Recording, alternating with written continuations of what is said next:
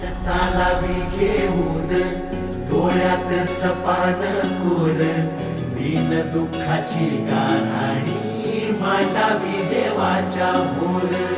आसुरात खंड खावल न्यायाला दिशा, भेदभावाचं सुटलं जेवढ्या असतात त्या तक्रारी आहेत, खरं दुःख यांचं आहे. हे दुःख जोपर्यंत पाहत नाही तर आपली दुःख कुरळत माणसं बसतात आणि त्यामुळे अशा असणाऱ्या वर्गापर्यंत पोहोचणं आणि त्यांना या ठिकाणी दाखवणं आपला अनुभव आहे. असे प्रकल्प पाहिल्याशिवाय कोणाच्याही मनामध्ये या संदर्भात योग्य धारणा होत नाही आणि त्याला काही द्यावंच वाटत नाही. देव माणूस अवतरला.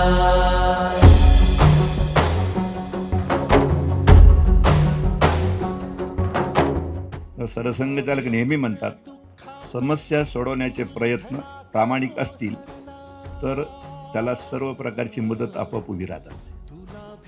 आणि मला असं वाटतं की हे त्याचं इथलं एक उदाहरण आपल्याला सगळ्यांना अनुभवता येईल. प्रत्यक्षात त्याचं स्वरूप आहे. देव माणूस अवतरला.